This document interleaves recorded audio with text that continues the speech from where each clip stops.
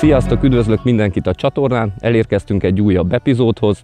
Előre szeretnék elnézést kérni a napszemüveg miatt, ezt nem bunkóságból hagyom fenn, csak a napsütés meg a hónak a kombinációja miatt nem szeretném, hogy a retinám kiégjen.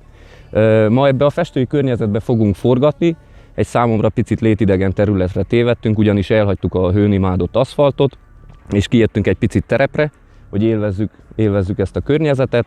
Ennek megfelelően választottunk a mai napra egy autót, ugyanis az alany, amit ma szeretnénk bemutatni nektek, az egy első generációs X5-ös BMW. Mielőtt rátérnénk a mai példányunkra, szeretnék pár szót beszélni nektek az X5-ösnek a megjelenéséről, meg a létjogosultságáról a piacon, ugyanis a BMW nem kis meglepetést keltett azzal, amikor a 90-es évek elején bejelentette, hogy elkezdték tervezni a saját szabadidőautójukat, ugyanis a márkát eddig a luxus limuzinokról, meg a jól vezethető sportautóikról ismerték az emberek.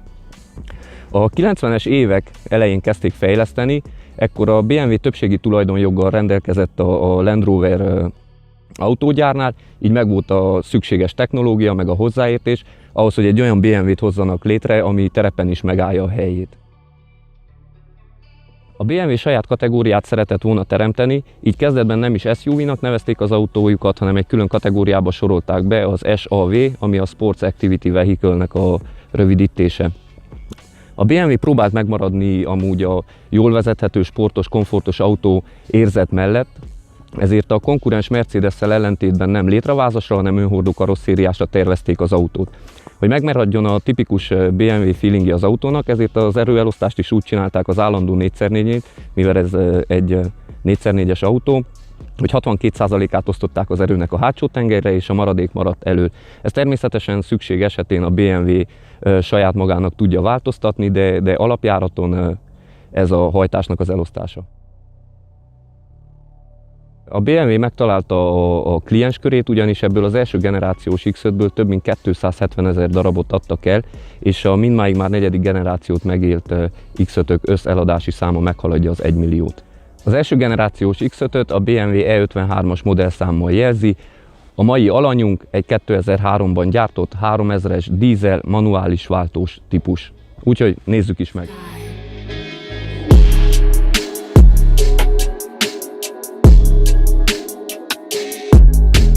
Az autón látható minden változtatást a tulajdonos saját kezűleg eszközölt, ami az Izsák Auto Service & Tuningban készült. De mik is ezek, nézzük szépen sorban. A legszembetűnőbb ez a Raptor festés, ami elég durva, így megelőzi az ember azt vele, hogy karcos legyen, meg nagyobb sérülés okozódjon, tehát kavicsfelverődés vagy ilyesmi, amikor éppen veret a dzsindzsában.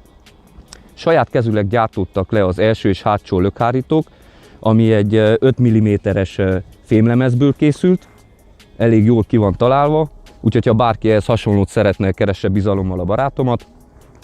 Amit kapott még az autó, hogy minden helyzetből ki lehessen szabadulni, van rajta egy 6 tonnás csőrlő, és azért, hogy éjszaka is jól lehessen látni, kapott felül, elől, hátul LED világításokat, és ez a kis ködlámpát helyettesítő kis LED fényszórókat is.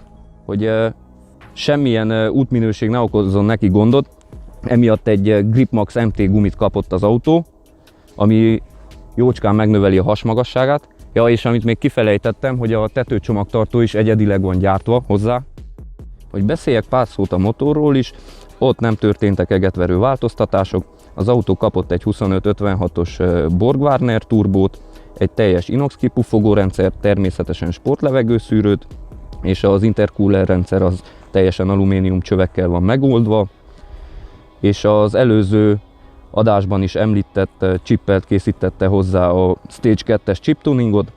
Jelenleg az autó 1,6-os turbónyomással dolgozik, ami körülbelül 300 lóerőt és 570 Nm nyomatékot tud.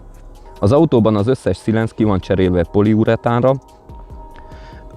és elől kapott egy 3,5 cm-es emelést, hátul egy 2,5 cm-es bölcsőmagasítást, valamint 7 cm-rel hosszabb a hátsó teleszkóp, mint a gyári.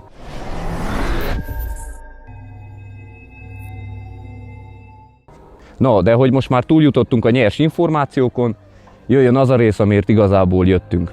Csapassuk!